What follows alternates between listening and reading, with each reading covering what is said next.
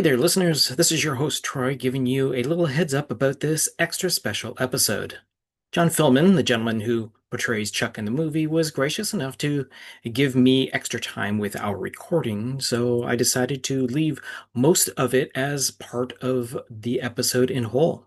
After we talk about the minute itself, stay tuned after the credits for what eventually becomes an interview as we discuss John's career on the big screen and in the waves.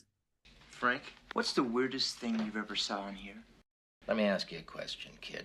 Did you see that movie, Night of the Living Dead? Hey, we gonna party tonight or what? Yeah, we are gonna party. Well, where are we gonna party? I don't know, somewhere. Hey, we could go to the park. Oh, no, we can't. The cops said they'd shoot us if we go back to the park. Yeah, and I ain't in no mood to go tonight. I like death.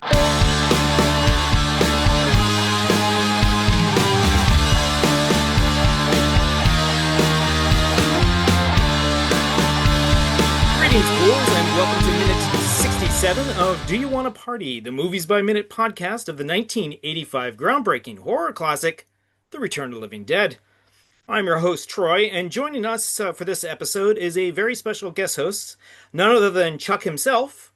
My name is John Philbin. John, so gracious to lend us support for this particular episode. Thank you for that. You're welcome.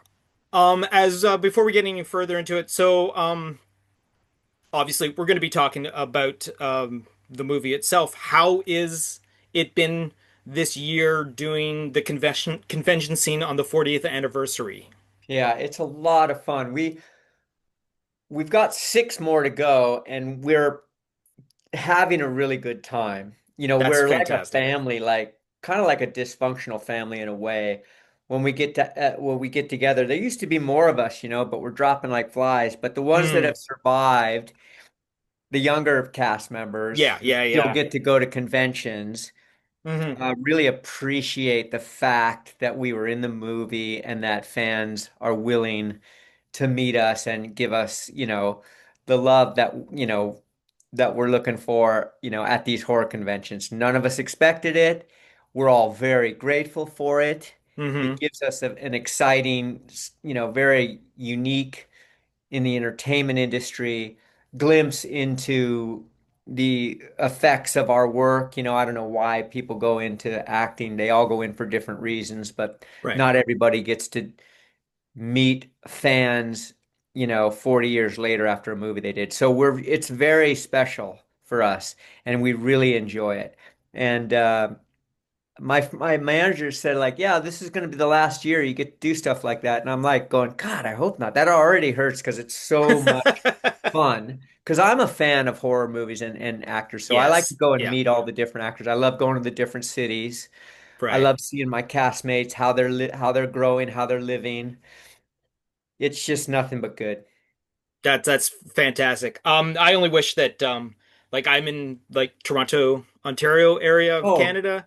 you're in So Toronto. I thought you were England for some reason. That no, must be no, no, no, no, no, not that big of a time difference and all that sort of thing. 3 hours was good. Yes.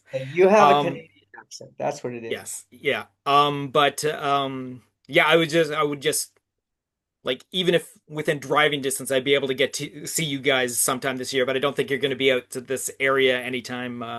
Well, that can work for me to get to see you guys because I'd love to visit the group in person and all that sort of thing. It's But fun. yeah, no, again, yeah, I've Tom Matthews, who was in a previous episode, was talking about how much fun you guys have getting together and all that, and it's actually from that because I believe 2 weeks after our little chat, Tom talked to you guys and all that about this sort of thing, and so I'm just grateful that you guys have decided to Yeah, help out Tom gave and it an A plus, yeah. said it's $200. It's really easy and it's well worthwhile. Yep, So I'll have that send you my Venmo. e-transfer you. I'll have that e-transfer you by the end of the show. All right, so we're gonna start off this minute with calling for a 1051 code 3, and it's gonna end with another heated debate. All right, so our female police officer still sits at her desk. Several oversized, clunky-looking pieces of equipment popularize the surface. all looking to be involved with her job as a dispatcher. Her city of Louisville police, looking crisp as the day it was created, prominently displayed on her upper arm of her pristinely pressed uniform shirt. Her blonde, slightly feathered hair cascading over her shoulder and back. In the background, the detective and street cop continued their coffee conversation. While speaking into the microphone on her headset, the dispatcher relays the final information and requests to unearth the whereabouts of the missing medical officers. Vehicles missing in the East Piedmont District. Request a 1051 code 3. Available units near the 20,000 block of East Central. Please respond, over. Now, here we go. Meanwhile, back in the Unita Medical, Casey and Chuck sit on an area of the floor, their backs to a cinder block wall. Chuck, with his arms resting on his upright knees, his feet planted in front of him, his one hand holding his wrist, his other a hammer. His face of concern, watching the terrified woman beside him. Casey, cross-legged, sits to his right, the events of the past few hours catching up with her. And in a brief moment of rest, it all catches up to her emotionally. Her hands clutching at her shoulders of her blouse, her entire jaw slightly quivering, tears streaking down her cheek. Chuck asks her an innocent question about the situation. Do you think they'll rescue us? As a slightly sniffled Casey shakes her head hopelessly, the sound of the horde of corpses can be heard moving on in the not too distant distance. She responds with a voice accented by fear, uncertainty, and a slightly stuffed nose from crying. Only better, man. That's all I gotta say. In response, Chuck gives a nervous laugh and looks away from Casey briefly. As the two fall silent, again the noisy crowd of creatures sounding more prominent in the environment. A tearful gasp escapes Casey's mouth. She rocks slightly to herself, her eyes clenched close, and her lips quivering as she tilts her head back slightly. Her mouth almost silently forms the words, "Oh God, please." Just as Chuck turns back to face her again to repeat her earlier question. But do you think they will? Now overwhelmed with emotion, Casey cries audibly, still slightly holding herself while rocking more exaggerated than before. Her jewelry jangles as she lets go of herself, one hand falling into her lap. While fighting off crying, still she confesses her past feelings about her checkered jacket-wearing companion.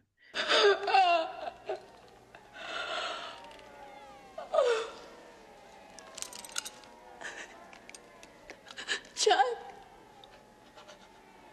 I never did like you. During the whole sequence, Chuck never breaks his gaze at her. But when she breaks down finally and tells him to comfort her, he's quick to wrap his arms supportively around her as she tightly grabs onto his jacket. Oh my God, hold me tight.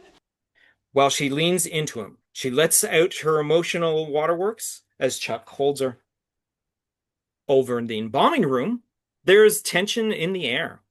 It's now 2:25 a.m.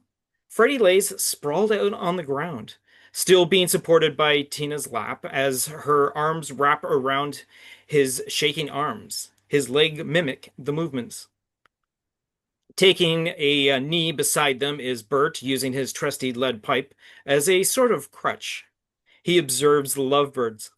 Perched on one of the armrests of the sofa is Ernie, looking like he hasn't slept in days. Still seated in the chair from earlier, Frank, whose gray complexion mirrors Freddy's, shakes wildly, the gray wool blanket still wrapped around him, his hands frozen in a claw-like position, his head on a swivel as he looks up at Spider, who stands beside him. Frank's jaws stutters a silent series of groans. Bert now informs Tina of a proposition. Look, I think it'd be a lot wiser if we, say, contained Frank and Freddy. You know what I'm saying? Hearing this, she quickly, heatedly responds with a question. No, what do you mean contained? Bert goes into more details about the plan. What I mean is lock them in a room somewhere so if they started acting funny, they wouldn't hurt anybody. They don't want to hurt anybody. An unlikely curse from Tina has her telling Bert what she really thinks of his plan. You bastard! Why don't you lock yourselves up? While this is going on, a show is playing out between Spider, Ernie, and Frank. The latter of which becomes more animated as the Bert Tina chat heats up. Both his arms twitching while his whole body sways. Spider and Ernie look at each other for confirmation of what the other is witnessing. Once Tina expresses her opinion, Bert raises to both his feet. Ignorance of the situation starts to build. He tries to explain the plan. Look, lady, we're not proposing doing anything to them. For Christ's sake, we just want to lock them in another room. And that is where we end the minute.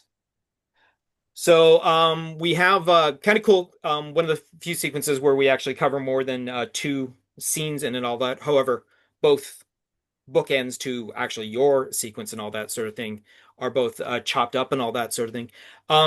So what I want to talk to you about for this particular minute is this movie is built on characters being paired off at different points. Like at the very beginning, it's Frank and Freddie, and then Bert and Ernie are together and all that sort of thing, and like Trash and Suicide.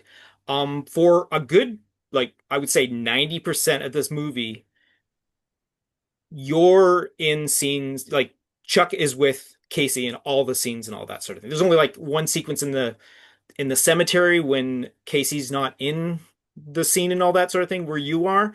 But again, for like again, the rest of the movie, you are teamed up with Jules and all that sort of thing. So how did you two come together to work as a pair for this? Because basically you two characters are playing off each other practically for the entirety of the movie. So how did that come about? It came about during auditions with Dan O'Bannon, casting director, watching us different actors play parts and pairing them differently. Like everybody auditioned a lot of times. Well, that's not true. I don't know about Tom. For me, I seem to have had to go back and audition a bunch of times with different groups of people. Okay. And then when I got the movie, we had time to rehearse, which is very rare. So Yeah. I know Jules playing Casey, I'm playing Chuck. Now we're rehearsing. And we're rehearsing for a while, for days, which is really unheard of in film. But Dan wanted to get us, where he needed us to be so he could film we didn't know what a genius Dan was. We're just actors, flailing around trying to do our best with the situation we're given. And as it turns out,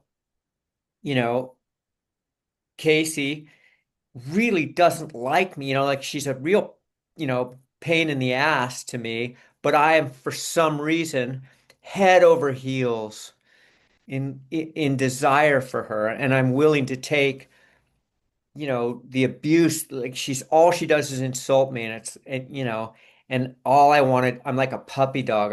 But I'm not I'm not like a funny guy. I'm just kind of a nerdy square who can't seem to get, can't be cool, even though I try.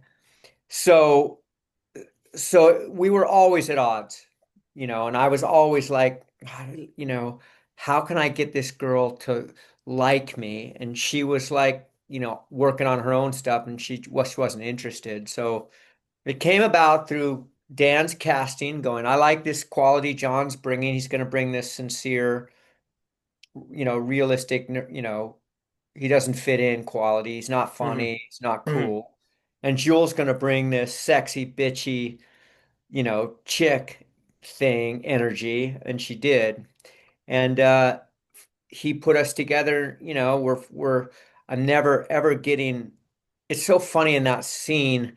I'm sitting there, and you just like, if you're watching, you're just begging, hey, why doesn't that guy put his arms around that girl?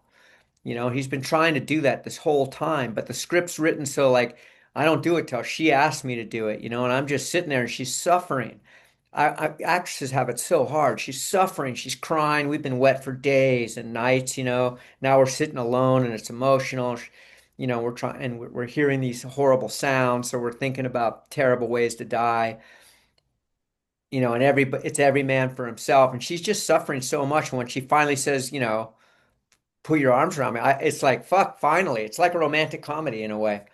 Pretty much, Finally yeah. happens, you know, Yeah. this thing you've been waiting for and waiting for and waiting for finally happens. So it's kind of a release that way, a relief and a release. And he Mhm. really structured it well. It's all Dan O'Bannon really structured it well. He knew what he was looking for. We didn't know what we were doing, but he knew what he was looking for.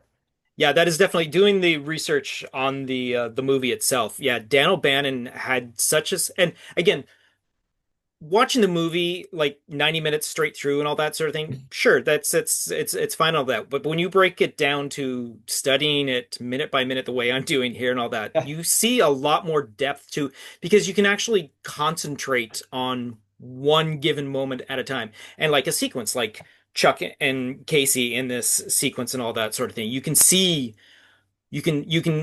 instead of like we're talking it's 40 seconds in the movie, but when you're watching that 1 minute repeat several times to get all the details, you see how much like acting is going on in that. And even yourself, like you're that stoic, okay, I'm here for support. I'm not going to overstep my bounds and all that sort of thing because that's my character and all that, which is sure you're the goof that sort of like kind of poorly flirts and all that sort of thing, but no matter what is said to you, you always keep bouncing back because that's Chuck. That's I think a lot of the main audience that is seeing this reflects themselves in Chuck more than almost anyone else because a lot of us were that nerdy guy that was always like pining after the cute girl and all that sort of thing. And sure, she talks to you, but that's about as far as you actually ever get. You're stuck in friend zone forever, but you're still just there because of that one thing.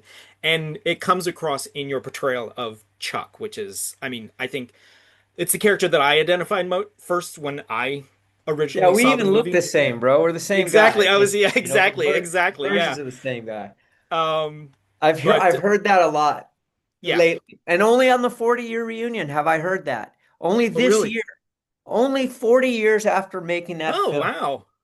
have I Okay. learned because those other guys are such big stars. They're scream queens. And Tom Yeah. Matthews and Miguel, those guys are in Friday the 13th. They're all Oh stars, you know. yeah. No, no, yeah. But me, I'm just like, so I wasn't even invited to these things sometimes. And I'd be like, where's Chuck? I was number 4 on the call sheet, you know, like, and it wasn't until this year that I heard people say, hey, I totally identified with you. And I'd look out in the audience, I would go, fuck, these are my people. These are Chuck's people. Exactly, That's a exactly. brand new idea for me, revelation for me. And I appreciate you Wow. saying that. I Oh feel no, really good about I'm this glad. moment. Oh, that actually thrills me to no end that you've Yeah, thank you. I'm sorry that you're just coming into that information now because again, we're talking 40 years. I probably saw this movie probably when it first came out on VHS, or maybe it was on one of the movie channels. We had like one that was similar to HBO in Canada and all that sort of thing. I think that's where I first saw it. I just saw, ooh, Return of the Living Dead. I'll set the VCR to tape this and all that sort of thing. So I saw it like the next day and all that sort of thing. But yeah, no, Chuck's character of his like little idiosyncrasies and all that sort of thing, the way he holds himself. I mean, he still interacts well with the other characters and all that sort of thing. But when he tries to step outside of his bounds, he gets like shut back down. And again, a lot of kids like me felt that way. And that's why Chuck was the one we identified. We always wanted to be like the Freddy, the big, like the football player and all that Right. sort of He's thing. the quarterback. Or, Yeah. yeah, or Suicide, the big tough, The like tough ruffian guy. guy. Yeah. But yeah, no, for the most part, we were pretty much all Chuck Chuck. inside Yeah. to one point and all that sort of thing. Me too. Um, so yeah, exactly. So did you only just like audition for Chuck from the get-go, or was Yes. it was always Chuck? Okay, Yes. okay, okay, I didn't that's audition good. for anything else. Okay. All right, so over on the commentary track, which is again with Dan O'Bannon, the writer and director, as well as William Stout, the production designer. William Stout begins by saying how the police station was actually the art department for the film. Huh.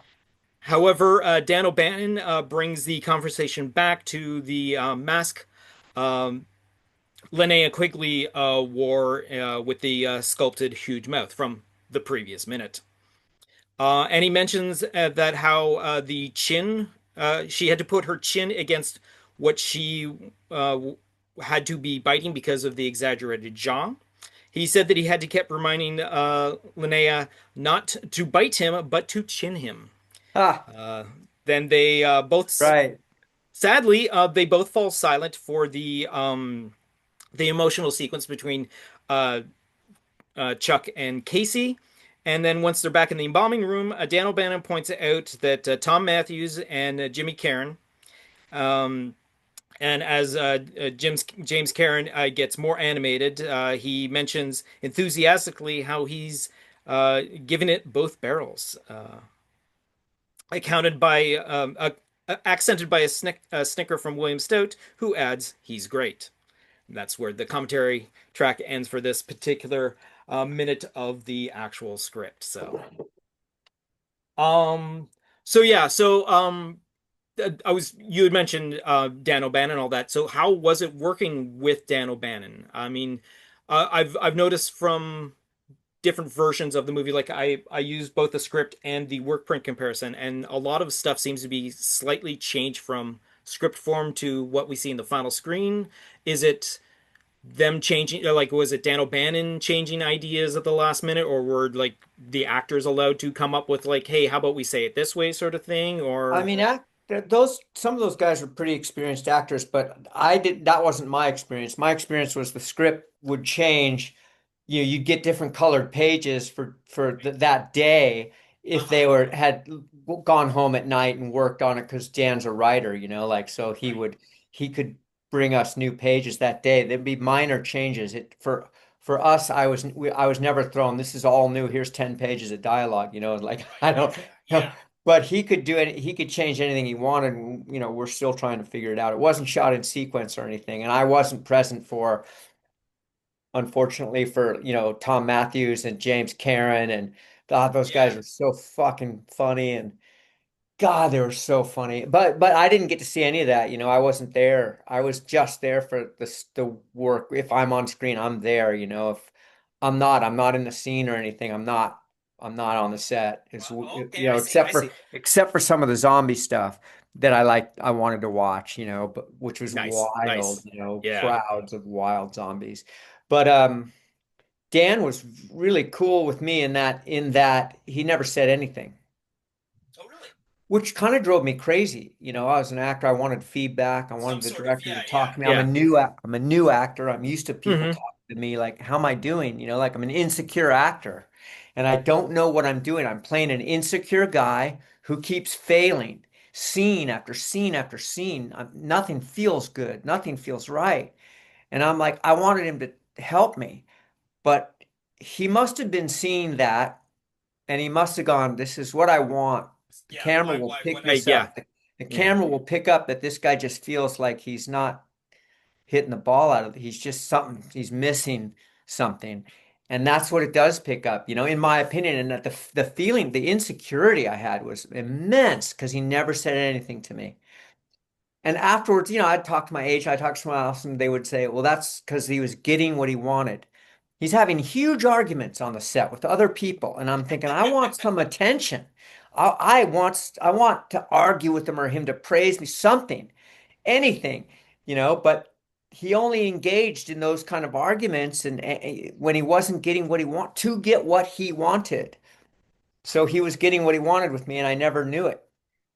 Well, I Yeah, know it now, yeah, unless exactly. because Yeah, he yeah. didn't recast me. Yeah, that's true too. That's true too. Yeah. I Asked mean, me I to do guess I mean, I can understand as a young actor that would be aggravating, like knowing whether or not you're doing a good job or not and all that sort of thing. I Yeah. mean, I hope you realize that it does show in your performance that it's exactly what obviously Dan wanted the character to portray and was Or he would have fantastic. said something because Yeah, oh Dan no, I'm pretty is the sure, yeah. visionary director. He knows Yeah. he did it on all that shit on purpose. Yeah. No, we're like, and so that's my hats off to him, man. He's a genius, man. Because I was so, it was driving me crazy. must suck in this. He's not talking. He's So, got a million things on his mind, a million oh other yeah, actors, yeah, yeah, tons yeah, of things on his yeah. mind. He doesn't have time to talk to an actor that's doing what he wants. If he wasn't getting what he wanted, I would have heard about it because he had no problem, yelling at actors and talking Mhm. shit to Yeah, them and yeah, like, yeah, and, yeah. getting them up and stuff. So I wish he was still alive and we could talk about it.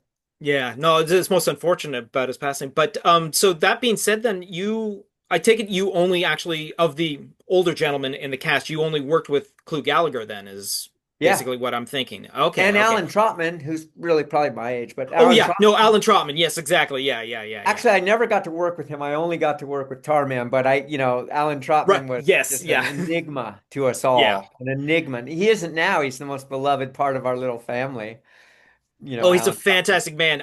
He graced me again with an interview that I spliced in a couple of episodes. But Wow. now that I've gotten back to the group and all that sort of Into it. thing, he's decided he's going to join me for a particular episode and all that sort of thing. So I'll That's be bringing him gold, back Troy. for to record the final, I guess, Tarman appearance of this movie and all that sort of thing in a couple of minutes from now. So but Cool. so yeah, so what was it like first day of like rehearsals with the whole entire cast? Because your opening scene is all of you guys there and all that sort of Yes. thing. Like what was that like your first day Of together? shooting or of rehearsals? Of rehearsals, actually, of rehearsals. Well, rehearsals were just like, kind of frustrating for me because it was I didn't fit in the first place. So I'm playing this guy that just doesn't fit in. Nobody likes Okay, me. yeah, yeah, What a drag, because I think I'm really cool. I was yeah. thinking I was really cool while I was making this movie. I'm cool.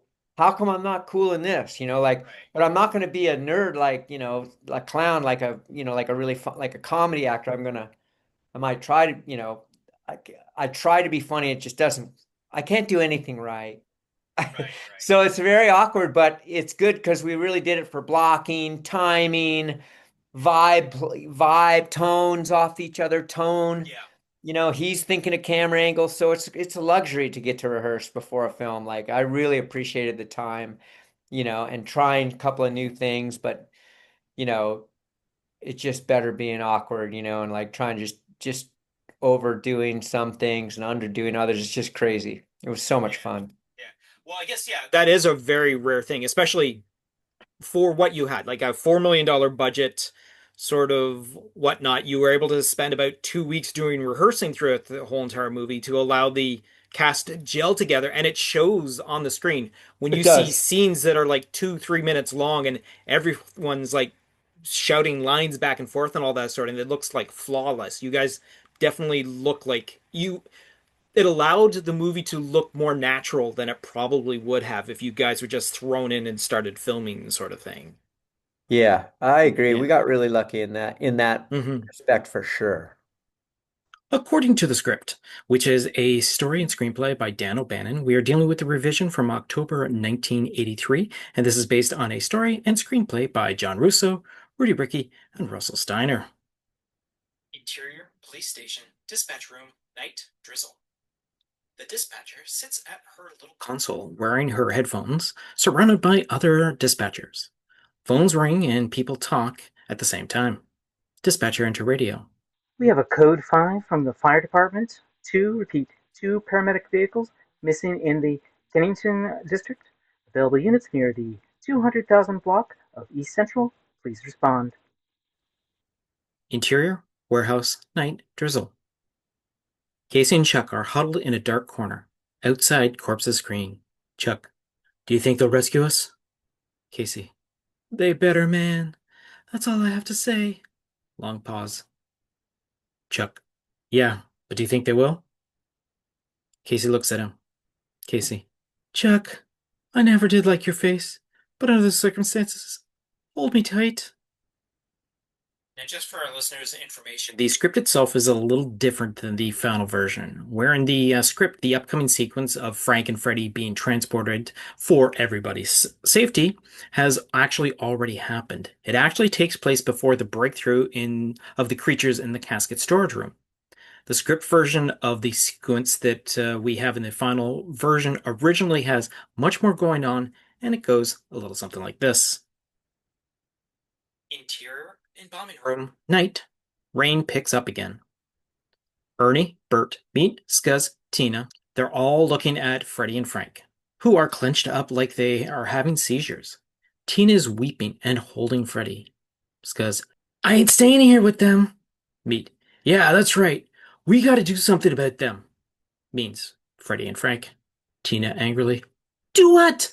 Scuzz, throw them out. Tina, you bastard! Why don't you throw yourself out? Bert intervenes. Look, we don't have to throw anybody out. But it would be a lot wiser if we, say, contain Frank and Freddie. Tina belligerently. What do you mean contain? Bert, well, let's lock a bump in a room somewhere. So if they start acting funny, they can't hurt anyone. Tina, why don't you lock yourself up? Bert, because I didn't breathe the gas. Freddie speaks up with great difficulty. Freddie, in great pain. No, you didn't breathe it in, Bert. But you got bit, remember? Bert goes pale. Tina, what do you mean, bit? Bert, agitated. Well, yeah, it's true. One of those things bit me. But I ain't going into seizures like those guys. 'Cause I didn't breathe it in. Everybody is looking at him. Ernie, where did you get bit, Bert? Bert, oh, on the leg. Ernie, how does your leg feel? Bert, it feels fine. Meat, let us see it. Ernie, let's look at your leg, Bert. Bert sees there's no way around it. He reaches down and pulls up his pant cuff. Bite marks are visible on his ankle. The ankle is swollen and started to turn gray. Ernie continued, worried. Well, looks pretty nasty, Bert. Bert, yeah, well, that's right. So I've got to get medical attention. Ernie nods at Frank and Freddie. So do they. Bert, yeah, that's right. But in the meantime, they're a much worse danger than I am. And anyways, I'm not proposing doing anything to them. For Christ's sake, let's just lock them up in another room for a while until we figure out how to get help. And if I start acting funny, lock me up with them. All right, so we do a work print comparison, which is where we take the when you finish filming a movie, you have a bunch of footage and all that, which you compile into one giant thing. Then you start splicing it down to get to your final version. So whereas in this minute, which is minutes 66 to 67, we're currently dealing with the work print where it is minute 78:18 to 79:35. So again, a nice little thing to see a little bit of extra footage that actually isn't there. So to begin with, it is a slightly wider shot of the dispatch officer. So that's pretty much the same as it is, but it's a little pulled back shot. So it's obviously just cropped out for the final version. And the Casey and Chuck sequence has a slightly longer start. As they go through the scene, there is it's not the actual final take that is in the scene, as Jules isn't as over-the-top upset as she is portrayed in the final film. Plus, there's slightly more footage of the hug itself. The embalming room starts earlier, as well as with Spider saying how they can't stay in there with them, and Ernie backs up that idea as Bert steps forward to get down onto one knee before addressing Tina, which is where the actual embalming room the scene starts in that particular sequence. All right, so that's going to wrap it up for this particular minute of the podcast. Thank you, John. So where is your next convention going to be, actually, if you want to put out? This is going to be released on... Oop, I forgot when this was going to be released. This is going to be released end of September? Yeah, end of September. The end of September. So what do you... I'm going to, in September next month, I'm going to Minnesota, and then and after that, I'm going to Connecticut. I might go to Connecticut first, Connecticut and then Minnesota, or Minnesota and then Connecticut. But I'm doing something in Minnesota and then Connecticut HorrorCon. Then I go to Indianapolis, Chicago, and Atlanta, and Lexington, Kentucky. That's a big one. Yes. Oh, yes. I think I know which one you talked about. Indianapolis is close to you, isn't it? No. It sort of is, but unfortunately, my current life. Going to Niagara Falls. That's the best. That would have been. Oh my God! I would have been over the moon. I've been there. If you guys came to. Great. Yeah, I know it's a fantastic convention. Yeah. Yeah, and then when I come back, then next year I go to Las Vegas, and I don't know what's going to happen after that, man. Like my manager goes, "Yeah, this is your last hurrah at it." I'm like, God, I hope not. Well, I Maybe mean, there's always 50th. I know, but there's, Yeah. I wish that North Shore, Point Break, and those movies had like, anniversaries. But maybe people will discover the New Kids, Grandview USA, great old movies like that, Yes, true. and they'll Yes, bring me to conventions for exactly. those. Yeah. Yeah. All right. So is there anything that you want to put out there Yeah, into I the ether? did a Anything you want to cameo. promote? I Yeah. did one day in front of my house, and this is Stuart Ortiz directed a movie. He wrote and directed a movie called Strange Harvest. It's really cool. Okay. The movie's fun, and I have a cameo in it, just like I do in Soul Surfer. I just have one little scene, but the movie's good. I love the movie. Strange Harvest. Strange Harvest. All right. We'll just I'll look up the credentials for that and see if we can get some sort of linkage in the show notes and all that sort of thing. Well, I keep saying this. Thank you again for your Yeah. time.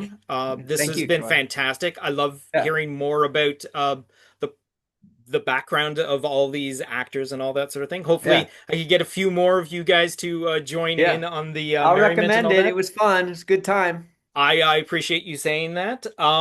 Again, happy 40th anniversary. Thank you, brother. To timestamp when we're actually recording this episode, this is like the Tuesday after the 16th of August. So the 40th anniversary has just passed and all that sort of thing. So, That's right.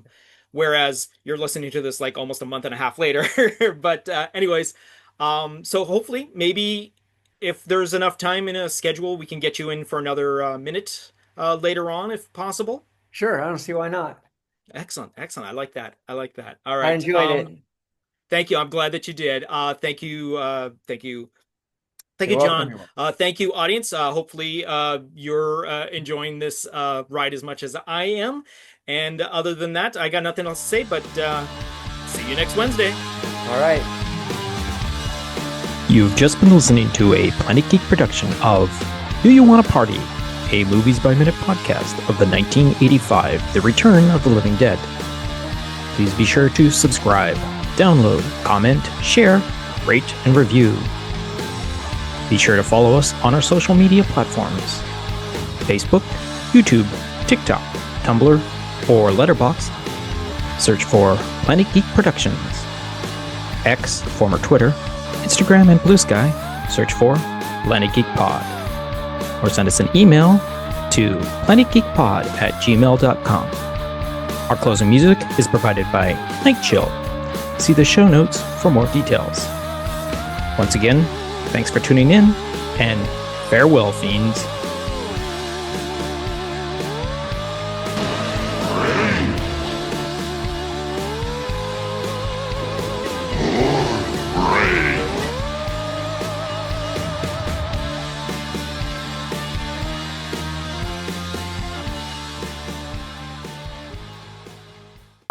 All right.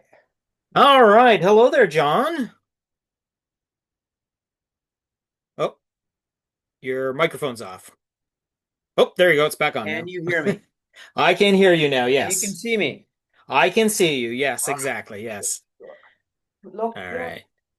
Yeah, I'm gonna shut this. Come here, look. Get outside. Outside. Okay, I'm leaving you in. Okay, man. Look at All that right. backdrop. Nice backdrop. I'm good. That's great. That's great. How are you? Okay. I'm doing pretty good. I want to again, like I said in the email, thank you very much for doing this. This is fantastic. Yeah, no, this is great. I really appreciate you taking your time out of your schedule to do this for me and all that sort of thing. So yeah, I explained what the idea behind the show is and all that sort of thing. So we'll just run through the basics and all that. I'll stop every once in a while and probably ask you some questions about the movie and all that sort of thing. And then at the end, I definitely want to get into a little bit of your IMDb for a little bit and all that sort of thing at point. Whatever And you then want. You got me for an hour. okay, then. All right. Well, we'll just get it started and let's see where we go from there, okay? All right, cool. Anything you want. All right. All right, then. All right. So that's all that I have to cover about this particular minute of the podcast.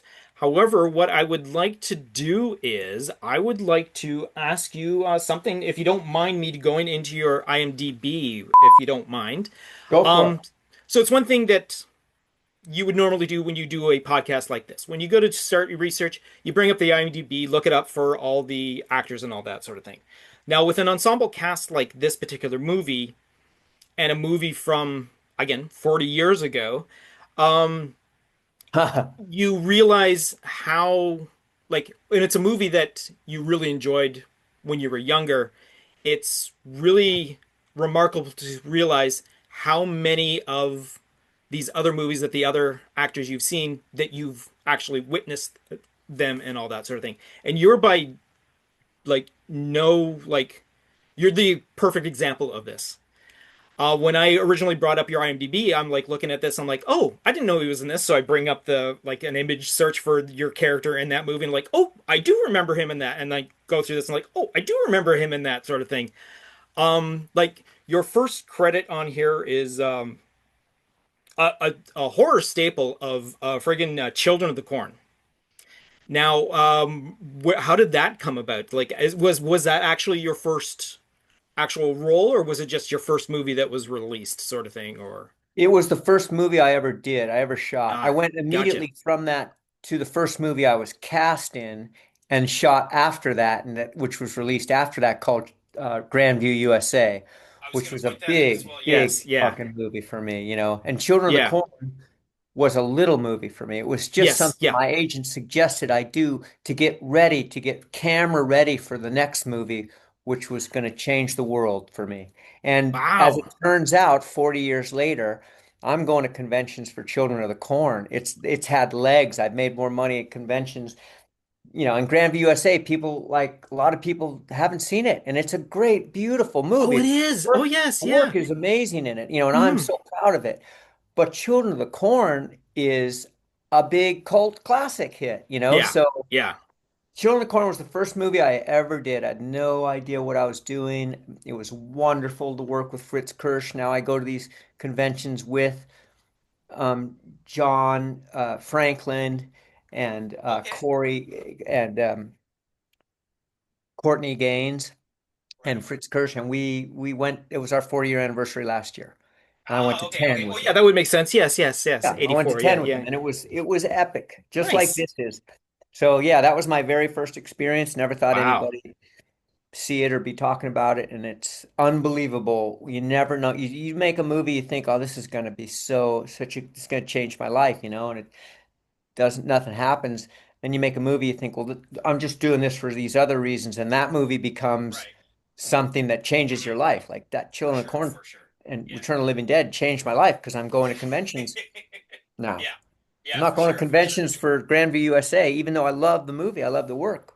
But but the two horror movies, I thought, well, no one's going to see these. I'm just doing them for this reason. There's an actor's strike, or I need to learn how to work in front of a camera instead of on Right. stage. Understandable. Those movies have changed my life.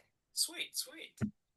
One of the other ones that early that as soon as I saw it, I had to highlight and like, oh, if I ever get a chance to go into details and all that sort of thing, you're probably in my favorite episode of The Amazing Stories, The Mission, and oh my God, the first of all, the talent that you're working alongside with, Surrounded. and the fact that it's actually a directed by Spielberg episode. You got Kevin Costner, you got Kiefer Sutherland, and all that sort of thing. It's the one where the gunner gets stuck in his Casey the gunner. Zemesto, Yeah, yeah, brilliant actor. Casey. Yeah, Still working yes. today Oh, in New again, York. yes. Another Awesome actor. phenomenal actor. Yeah, Phenomenal, still working. So yeah, some of those guys did pretty good, like are still working. Like Kevin Costner's still working. He does yeah, stuff, work like a lot of cowboy stuff. Casey's a cop in New York all the time, yeah. like that go-to guy. Like Kiefer, he's done some TV work and stuff Yeah, and you some can movies. I'm you just can turn on kidding. almost anything. Yeah, Yeah. exactly, exactly. There's a, I mean, Yeah. the hack He, television that he does and all that sort of thing. yeah. Insane cast. Yeah, I gotta that watch is, that. yeah. But I mean, and to be again, this is still really early in your acting career to be able to get a Spielberg directed project. And again, we're talking like half hour television. I think it was half hour. Yeah, I think it's a half hour because yeah, it was two episodes in the one show and all that sort of thing. 1 hour. I can't remember. It's been a while since I've seen the show and all that I sort gotta of thing. watch that again. But I can't believe he did that whole thing in half an hour, man, because that was a long story. But who yeah, knows? yeah, He yeah, yeah. he had those actors. Well, it was an incredible experience. One other thing is actually, to be honest, today I actually listened to your interview on the Temple of Surf podcast. You did? I did. Ah, I did. Temple I of actually, Surf. yeah. I mean, I saw in your like your IMDb listing surfer Yeah, and all that sort of thing, yeah. surfer actor and all that sort of thing. So I'm going through the IMDb. I'm like, oh yeah, that's a surf movie. That's a surf movie. That's a surf movie. And I'm like, oh right, of course, he's in friggin' Point Break. And then I was going to bring up Point Break and all that sort of thing, but your interview was like 90% Point Break and all that sort of thing. So, but again, a phenomenal a phenomenal director in Catherine Bigelow to begin with, and the cast is fantastic. And your stories about the movie are just so endearing to know that yes, we all know Keanu Reeves is a fantastic person, and that Patrick Swayze is a fantastic person, and all that sort of thing, and how much you enjoyed doing the movie. But that led me on to other things, like, and again, recognizing you for certain things, like North Shore, again, Turtle, another iconic character of Turtle from North Shore and all that sort of thing. But one of my favorite ones that I can remember recently is a friend of mine took me to see a showing of Soul Surfer. Oh. When I think it was a special preview or something like that, or it was like the theater was rented out by like a church thing and Yeah, all that church. sort of thing Yeah, to yeah, to yeah. show the movie Right. and all that sort of thing. So I went along and I'm like, okay, yeah, sure, I'll go to see a free movie. I love seeing free Free movies, no movie. matter what it is exactly, right? And you're you come up on the screen, I'm like, so the person next to me, is that Chuck? Right? And she's like, what do you mean, Chuck? Chuck from never mind. I'll tell you about it later and all that sort of thing. So it's like going through, and like Tombstone is another one that is like, wait, he's in Tombstone. Pull up the scene and like, oh my God, Tombstone. Like you have a phenomenal career Oh, that brother. is like a lot. And again, like I said earlier, like you realize, oh, I've seen a bunch of Tom Matthews movies without even realizing. I've seen a lot of Miguel Nunez movies. I mean, of you all, I mean, Linnea Quigley is probably the one that I've actually seeked out to watch of her movies and all that sort of thing. Because again, in the era of rental horror films and all that sort of thing, every third movie had her in it, sort of thing. So it was kind of hard not to see her movies and all that. But then to reflect on movies that I was like, oh, I didn't know he was in that. Bring up like a shots from the scene, like, oh my God, yes, now I totally remember him in it and all that sort of thing.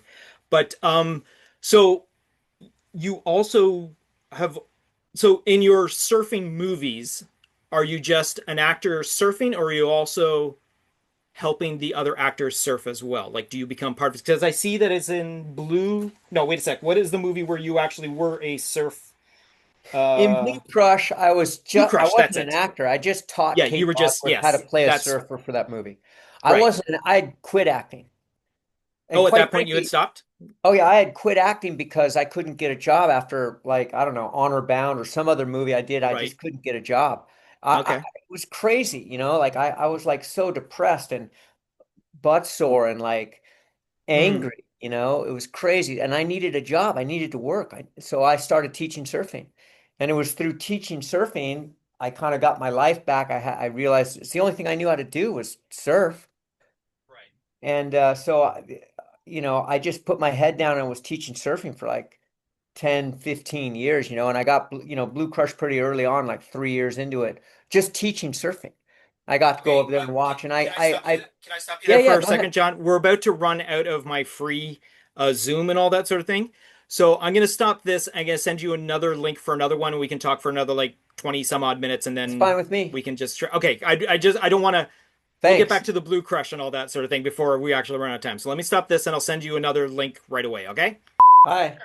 All right, we're back. Bye. What a bunch of nice things you said about me before the break. I appreciate that. Great. Well, hey, I mean, that's one thing I've I mean, I knew that I enjoyed this cast, particularly like the younger cast and all that.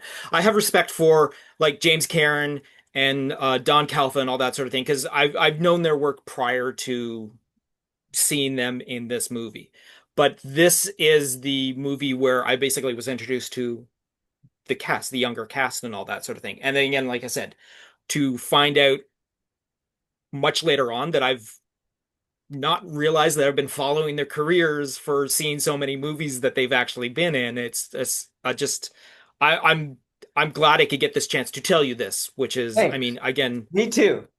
hmm, Because I thought I was a failure as an actor. I couldn't get a job for a while. I was depressed. I was a failure as an actor. I forgot I was an actor. I was teaching surfing for 20 years before I got hmm, to act again. And then before I started going to conventions.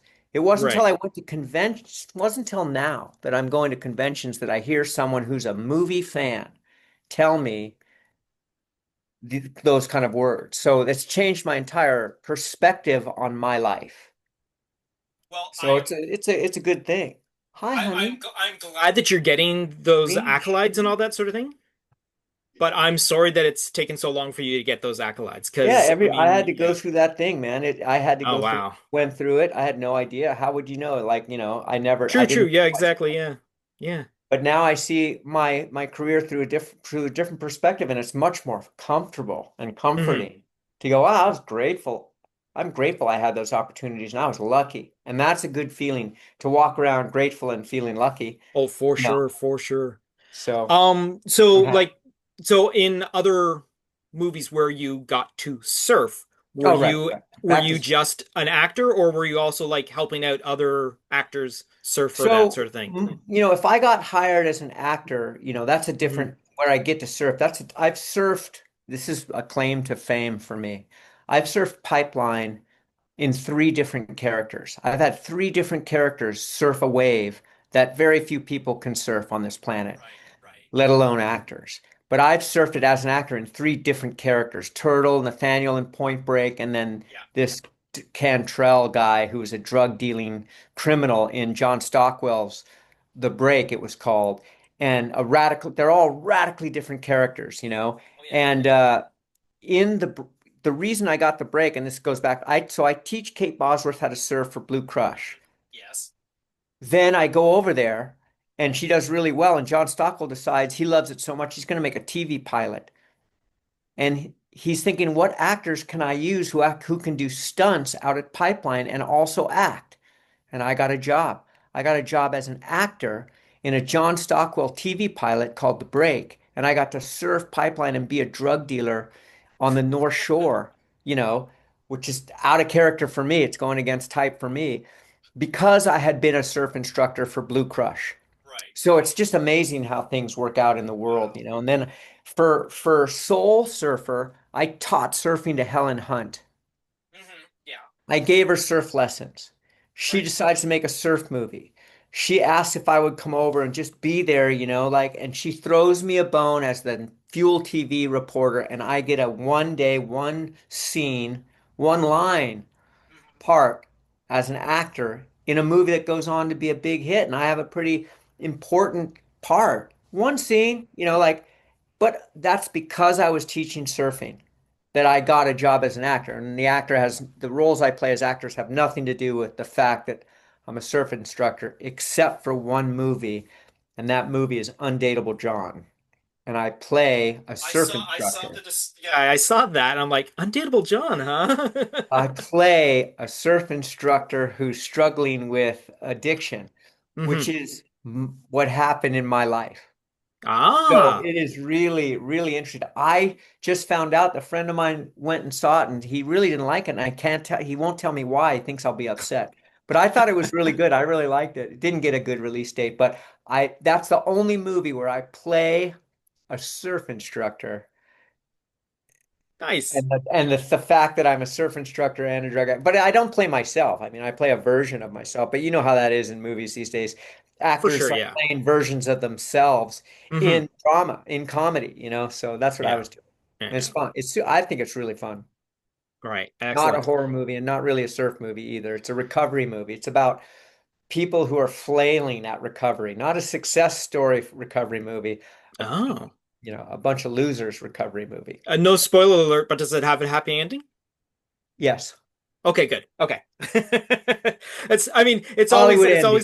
it's always difficult going to those type of movies, knowing what you're going through, and then to at the end turn out to be, oh, I feel so depressed It's now. not a depressing movie. It's not a Okay, sad good. movie. Okay, good. They have a sense of humor about it. Okay, that's even better. That's even better. All right, that was fantastic. That's so good. Again, I saw the clock and I'm like, ooh, I'm gonna have to cut him off right here and Good. You whatnot. got that just in time. Yeah, exactly. Because I would have hated to it just all of a sudden cut off in the middle of your thing. I'm like, no, start typing up a huge email and all that to you and all that sort of thing. No, this was fantastic. I want to thank you for the time. Yeah, no, yeah, 3 hours difference is not bad at all for me and all that. I No, there's some guy actually in London trying to get me to do one, and I was like, "Fuck, that's a big change. That's a big That time is change." yeah. Well, I actually have someone that's part of the Movies by Minute community as well that is in England that has done like 2 episodes with me. So from my time zone to his time zone is 6 hours. You would be That's 9 hours difference. So right. yeah. So I mean, just the 6 hours alone is like, yeah, we're gonna record it at like 11 o'clock our time, and I'm like, okay, so I got to be up at like 6 in the morning to record. So yeah, but no, again, thank you for this. I'm not gonna Yeah. keep you much longer and all that sort of thing, but again, thank you. I really appreciate everything and whatnot, and yeah, have fun, man. Like drink this all in because it's the convention circuit is for you guys. It's for your benefit. We are there to celebrate you guys and all that sort of thing. And I hope that you, even beyond this 40th anniversary, that you take advantage of it and all that sort of thing. Thanks. You Yeah, I you will. can I love it. like any of you guys beyond the 40th can just go in on it because you've got, especially like with Children of the Corn and like Return of the Living Dead and whatnot, you guys have like the stay of like you can walk into any horror convention and like draw a crowd. Whether it's all, I mean, the benefit of having all of you there is like just like a dream, but you guys like would make like I know Linnea I've seen several times on the circuit over the years and all that sort of thing because it's her career. That's like what she is and all that sort of thing. Yeah. But yeah, any of you guys like there's no you don't listen to the guy that you only got till the end of this year and all that sort of thing because you my friend are first of all entertaining to listen to. I was captivated by that podcast that I listened to, so I'm like wow, just like your passion for your love of surfing and your acting and all that sort of thing just shines through and all that sort of thing, and I'm really again I'm really pleased to have had you on here, and I hope that I don't butcher anything in the edit because I want everyone to know how much of a freaking fantastic guy you are and all that for doing this. Yeah, I look So, forward to seeing it. Send it to me when you got it ready. I will send you. I will how send I you. watch it. I will. Yeah, I'll see if I can get you a Link. because again, it's just gonna be an audio. I'm not gonna use the video and all that sort of thing. But yeah, I'll definitely send you once I get it edited together and all that sort of thing. Like I Okay, said, cool. worst case scenario, I'll send you a direct link when it actually gets published and all that sort of thing. Yeah. But yeah, I'll probably get you something a little sooner because that's still like a month and a half away. So yeah. All right. Well, Thanks, thank you Troy. again, John, and Have a have good yourself night. you know what I meant to start off like? Have you gotten into the water lately? Have you been surfing I had a surf recently? lesson cancel on me today, so I just went to the gym. Tomorrow I'm going Oh, surfing okay. with my friend out at Zuma Beach. It's going to be fun, small, and really exciting. And Excellent. last month I went to Waco, Texas with Matt Adler from North Shore, and we surfed our brains out in the Oh yeah, tank in how Waco, was that? Texas. Oh, really? Fantastic. Oh, okay. Yeah, yeah. Yeah, they All right. showed North Shore, and then we got to surf in the pool for like 3 days. And it was Fantastic. great. Oh, that's It was a film amazing. festival. It was Waco Oh, see. Waco Film Festival. Oh, of course. Yes, of course. Yeah, yeah, It yeah, was yeah, super yeah. fun. Nice, nice. All right. Well, again, thank you again. Take care of yourself. Have Sure. yourself a good evening, and I'll keep in contact for a future minutes and all that. All right. Okay, cool. See Okay. you Talk to you then. later, sir. Have a Bye. good evening. Bye.